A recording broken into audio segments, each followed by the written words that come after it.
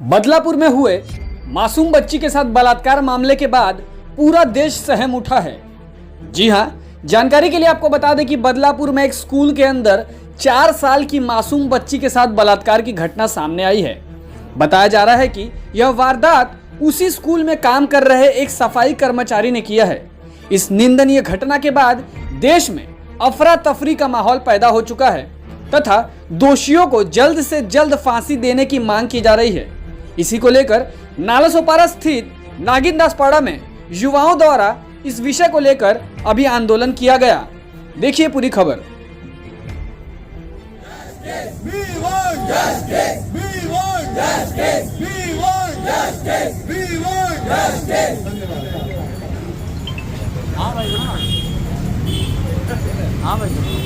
नमस्कार। ऐसा नारा बुलंद करेंगे, भारत माता की, भारत माता की, वंदे माता की। अभी नहीं तो अभी बस हो गया कैंडल मार्च निकालना। अभी दिखाना है देश को कि हम सब मजबूत हैं। अब जितने महिला घर में आपको नहीं पता, भारत माँ के धरती के हिस्सा हो और भारत माँ मजबूत हो सके, लेकिन आवाज देने वाला, आवाज उठाने वाला कोई नहीं। तो अभी हम लोग आगे आ रहे। आज 4 साल की मासूम सी लड़की के साथ अत्याचार हुआ है, पूरा बदलापुर बंद है। लेकिन आज हमने बोला है कि हमारे मुस्लिम बिहार भी एक साथ है, तो हमको एक साथ आना जरूरी है। आज हम आ नहीं पाए तो कल याद रखना, जिस दिन हमारा समय आएगा उस दिन आवाज उठाने के लिए कोई ऊपर नकेल कसने की आवश्यकता है। और मैं प्रशासन से भी विनती करना चाहता हूं कि हम तुलिंग से जब निकलते हैं और नागिनदास आते हैं, उसके बीच में कहीं भी कोई भी कैमरा नहीं है।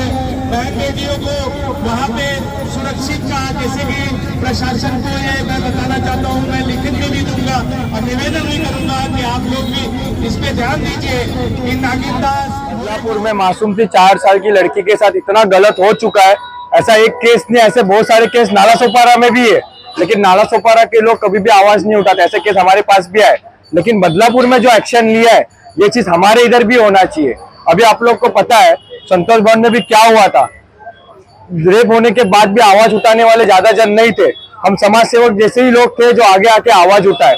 आज बदलापुर में बेचारी छोटी सी मासूम सी लड़की, उसके साथ खेलने का उम्र है, खाने का एंजॉय करने का उम्र है, उसके साथ इतना गलत और इतना अत्याचार हो गया। आज 12 घंटे लगे पुलिस को कार्रवाई करने के लिए। कितना टाइम हो गया मुझे ये भी पता चला कि पुलिस स्टेशन में जब उनके पेरेंट्स गए थे तो कंप्लेंट नहीं ले रहे थे। फिर बाद में जब सब लोग एक साथ आए, एक ऑफिसर का प्रेशर गया पुलिस के, जिनको पता चला कि ऐसा छोटी सी लड़की के साथ हुआ है, तब जाके कार्रवाई हुई। अब पूरे बदलापुर में ऐसा हुआ है, वैसा कोलकाता में भी हुआ है। कोलकाता में बेचारी डॉक्टर जो काम करके घर जा रही थी, उसके जाने से पहले बेचारी के साथ बलात्कार किया। लोग बोलते हैं सुसाइड किया। 2 बार गला दबाने के बाद में कैसा सुसाइड हो सकता है। उनके पीएम में भी बहुत सारे रिपोर्ट में आपको जानकारी मिल जाएगी। बेचारी वो क्या सोचती रही, क्या देश के लिए कुछ करना चाहती थी, देश के लिए कुछ बनना चाहती थी।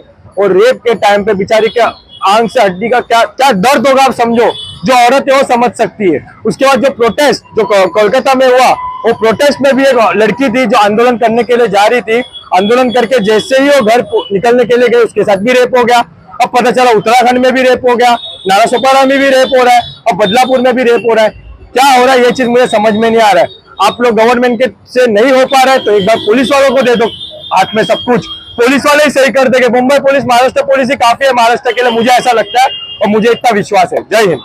सभी को मेरा नमस्कार। आज हम यहाँ पर उपस्थित हुए हैं कि जो दयनीय घटना हमारे महाराष्ट्र में बदलापुर में हुई है। कुछ दिन पहले हमने ये भी देखा था कि कोलकाता में हुआ था, उत्तराखंड में हुआ, पश्चिमी महाराष्ट्र में हुआ, बुल्डाना में हुआ। बहुत कुछ ऐसी घटना है जो सामने नहीं आ पा रही है।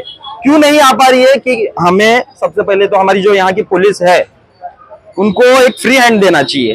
उनके ऊपर किसी का ना तो दबाव हो ना कुछ हो, क्योंकि हमने ये देखा कि वहां पर 4 दिन तक पीआई ने रिपोर्ट नहीं लिखी। तो क्यों नहीं रिपोर्ट लिखी, उसकी भी जांच होनी चाहिए।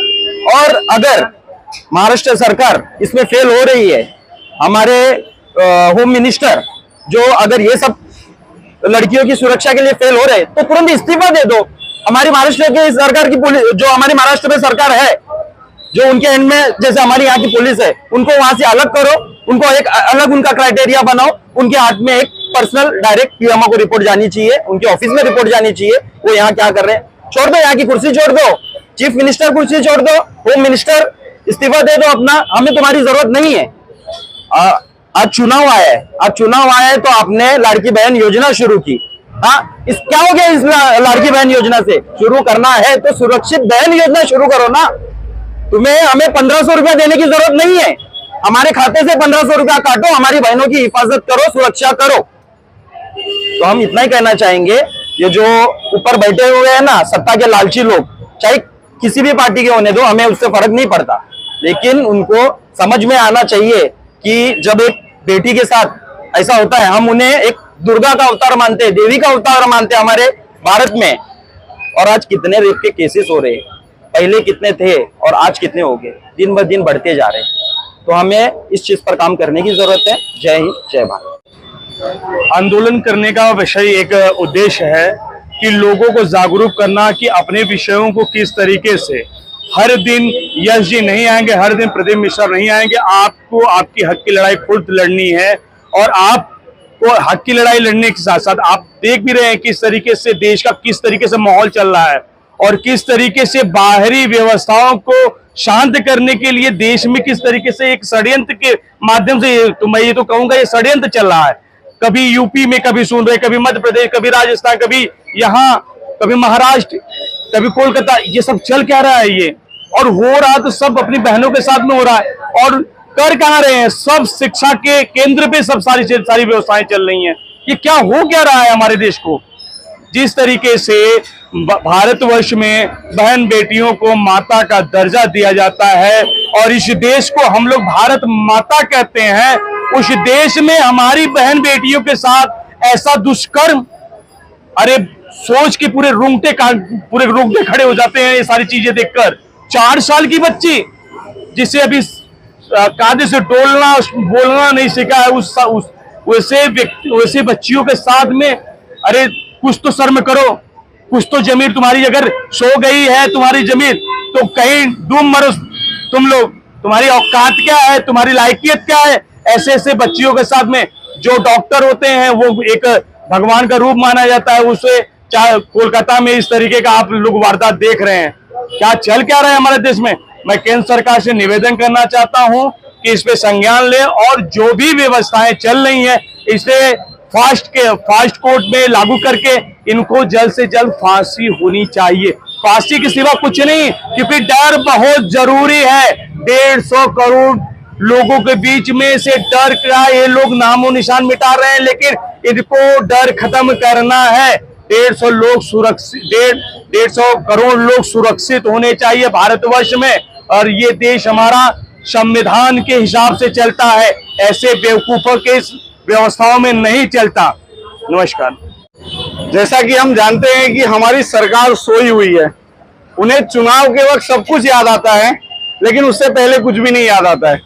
वो मोदी जी, हमारे देश के प्रधानमंत्री जी या कोई भी सांसद हो, कोई भी मुख्यमंत्री हो, जो पार्लियामेंट में बैठ रहा है, एक नारा लगता है कि बेटी बचाओ बेटी पढ़ाओ।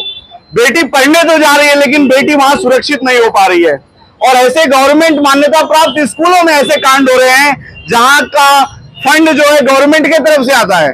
तो मैं सरकार से पूछना चाहता हूं कि आखिर विद्यालयों में सीसीटीवी क्यों नहीं है, आखिर सड़कों पर सीसीटीवी क्यों नहीं है, क्यों हमारी महिलाओं के साथ इस तरीके के व्यवहार हो रहे हैं। और इसका एक और पक्ष है। सबसे पहले मैं अनुरोध करूंगा कि आप जिस भी पार्टी के हैं, उस पार्टी का जो भी सांसद, जो भी विधायक है, अगर उसके ऊपर रेप के चार्जेस लगे हैं तो तुरंत उसका इस्तीफा करवाएं। ऐसे सांसद, ऐसे विधायक हमें नहीं चाहिए।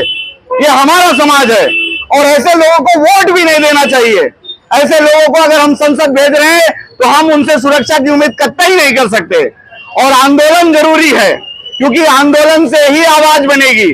भारत का इतिहास है, सरकार को जगाना पड़ता है, क्योंकि वो बैठकर मलाई खा रहे हैं और उनको मलाई खाने से रोकना है। हमारी बेटियों की सुरक्षा के लिए कानून बनना चाहिए। फिर से 8 साल नहीं लगना चाहिए निर्भया कास की तरह। इस बार जल्दी तत्काल फांसी की सजा उस कोलकाता रेपिस्ट को होनी ही चाहिए। और तमाम ऐसे जो भी अपराधी है तुरंत उनके साथ जो है न्याय हो और हमारी बहनों को न्याय मिले, वो सुरक्षित रहे। मेरी मांग यही है और मैं सबसे अनुरोध करूंगा कि घर में मत बैठो, क्योंकि आज आप घर में बैठोगे तो कल आपकी भी बहन बेटियों के साथ यही होगा। बाहर निकलो और सरकार तक अपनी आवाज पहुंचाओ। धन्यवाद।